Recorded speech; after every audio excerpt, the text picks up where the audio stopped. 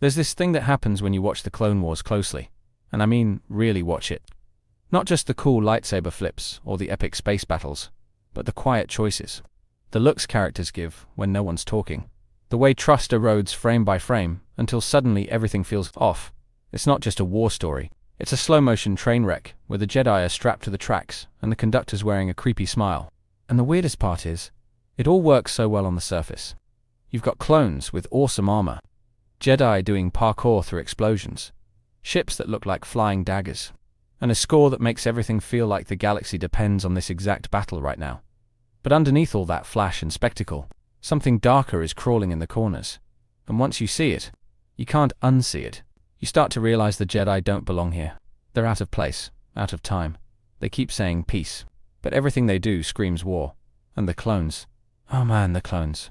They're just following orders with smiles and nicknames. Like they're not living under a death sentence they didn't choose.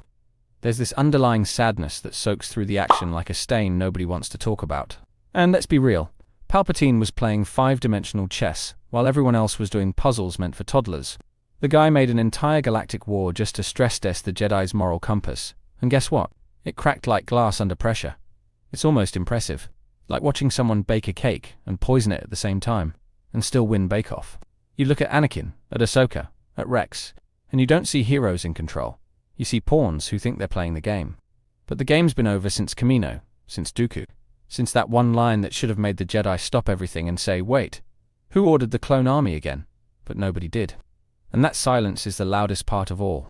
In this video, we're diving straight into how the Clone Wars were never about winning, how they were designed from the start to unravel the Jedi from the inside out, and how Palpatine pulled off the most elaborate mic drop in sci-fi history by turning an entire religion into soldiers and watching them fall apart from the inside.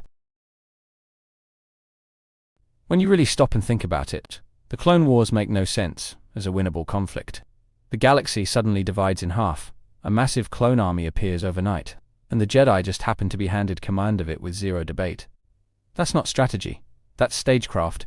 Something about the whole setup just feels off. It's like watching a galactic magic trick where everyone's too distracted by the lightsabers to notice the trapdoor opening under their feet. I mean, seriously. Kamino gets erased from the Jedi archives, and nobody goes full investigation mode. That's like your Amazon order coming from a warehouse that doesn't exist, and everyone just saying, oh cool, no problem. And don't even get me started on Count Dooku. He literally used to be a Jedi. Left, started a war, and somehow nobody at the temple thought, hey, maybe we should ask a few more questions about this guy's master plan. It's almost like they didn't want answers, just action. Palpatine knew exactly what he was doing. He didn't need the Separatists to win. He just needed them to exist. Every day they did. The Jedi fell deeper into a war that made them more reactive, more violent, and less like themselves. It wasn't about conquest, it was about corrosion. And once you start seeing it that way, the whole war changes shape. Stops being a battle of good versus evil, and starts looking a lot more like a performance designed to break the actors on stage. Quietly, thoroughly, permanently. You want to know what's maddening? It's the fact that the Jedi walked right into it. Like these are the most enlightened warriors in the galaxy, and somehow nobody paused to say, hey, maybe we shouldn't lead an army of clone soldiers bred for violence. Maybe turning monks into generals isn't the vibe. The Jedi Code is all about peace and detachment. But now we've got Obi-Wan giving battle speeches, and Yoda riding tanks into combat like a green Napoleon. And don't even pretend it wasn't weird seeing Mace Windu casually decapitating battle droids while preaching about serenity. There's a massive disconnect, and nobody in universe seems to care. And then there's the clones. Literal human beings grown in labs for one purpose: obedience. And the Jedi are just like, yeah, sounds ethical to me, let's go save democracy with our private army of traumatized science projects. It's morally upside down, and nobody's hitting the brakes. The Council gets so caught up in politics and war, they stop doing the one thing they're supposed to be good at, seeing the truth. They ignore Ahsoka, they doubt Anakin. They take orders from a politician who slowly rewrites the Constitution, and everyone just nods along like it's fine. It's not fine. And the saddest part is how much it hurt them. Not just as warriors, but as people. The Jedi were never meant to be soldiers. They weren't built for that kind of sustained brutality. They weren't ready for the emotional wreckage that came with it.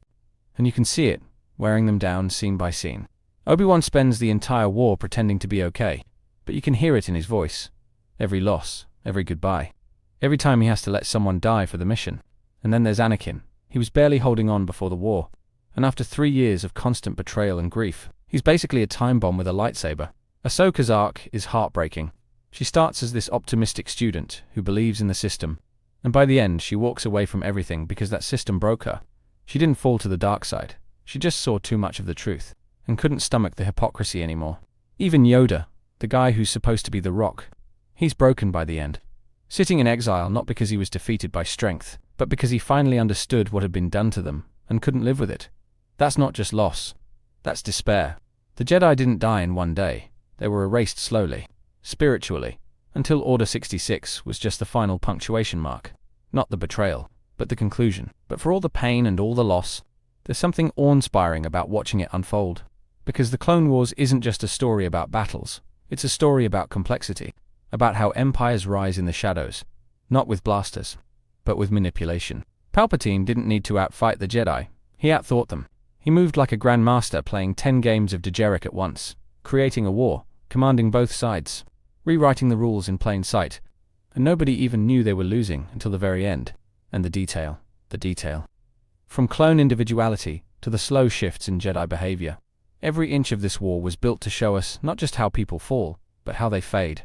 Slowly, one compromise at a time, until the person you used to be is unrecognizable. You can see it in the animation. The way the lighting darkens as the series progresses. The way Anakin's face becomes more angular, colder, more Vader-like. The visual storytelling doesn't just support the plot, becomes the plot. The war isn't just a backdrop, it's the villain. And as painful as it is to watch, it's also brilliant. Because no matter how many ships explode or droids get smashed, the real story was always about the soul of the Jedi, and how 1,000 cuts eventually drew blood. And somehow, even through all that darkness, we still find flickers of hope, because not every Jedi lost their way, and not every clone followed the order. In fact, some of the most powerful moments are the quiet ones, where people resist. You've got Rex, a clone bred to follow orders, literally hardwired for it, and he still fights it. Still chooses to protect Ahsoka. That one moment on the Star Destroyer says more about free will than 100 episodes of battle. Then there's Conan, a Padawan who lost everything, who watched his world collapse, and still chose to teach Ezra what the Jedi should have been. Not perfect, not dogmatic, but human, flawed, compassionate, willing to try again. Even Ahsoka, after walking away from the Order, she doesn't abandon what it meant to be a Jedi. She keeps the values even when she sheds the label. She becomes something better, something new, and that's why she survives. Hope doesn't come from winning battles. It comes from refusing to become what the war wants you to be. And even in the darkest parts of the Clone Wars, some of them never let go of who they were. But in the end, this wasn't a war that was meant to be won. It was a crucible, a machine built to destroy the very people sworn to protect the Republic. And the tragedy is that it worked. Not because the Jedi were weak, but because they trusted the wrong system. They believed in the Republic. Even when it started to rot, they followed orders. Even when those orders betrayed their values, they stayed loyal, even as that loyalty was used as a weapon against them. That's not failure. That's tragedy. Palpatine didn't just kill the Jedi, he redefined them, turned their story into a cautionary tale, made sure the galaxy remembered them as war generals instead of peacekeepers. And for a while, that version stuck, but maybe that's why their legacy matters so much. Not because they were perfect, but because they were broken, and still tried to do the right thing, even when the galaxy was designed to make them fall. The Clone Wars didn't end with a victory, they ended with a question. What happens when your greatest strength becomes your undoing? And what does it take to start again, when everything you've built was a lie? Thank you for watching the whole video. I make videos because of my love for Star Wars and Marvel. I've been asked countless times how I get my subtitles, and I generate them automatically with a tool I built. That same tool can be used here on my website. It's completely free and doesn't require signing up. My website contains the subtitle generator that is perfect for any video, blogging post, where you can sign up with your email and receive notifications for when I post, and also my 3 channels. Critical Analysis Hub focuses on Star Wars and Marvel movies. Critical Analysis Hub Plus looks at Star Wars and Marvel shows. And Critical Analysis Hub XP centers on video games, like The Last of Us series, Jedi Survivor, and GTA 5. Thank you for being a fan.